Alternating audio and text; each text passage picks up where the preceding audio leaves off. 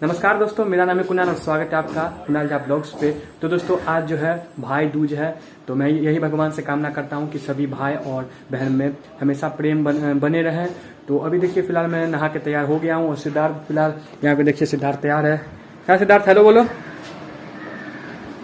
और अभी जो है हम लोग जाने वाले हैं थोड़ी देर में। हम हमारी अपनी बहन तो कोई है नहीं, आप लोगों ने राखी आप लोग देखा ही होगा, उसमें आप लोगों को पता चल ही गया होगा। तो अपनी बहन तो नहीं है, तो बगल में एक दीदी रहती है, उनके यहाँ हम लोग जाएंगे और वही भाई दूज पुजवाएंगे। तो चलिए थोड़ी देर में जो है चलते।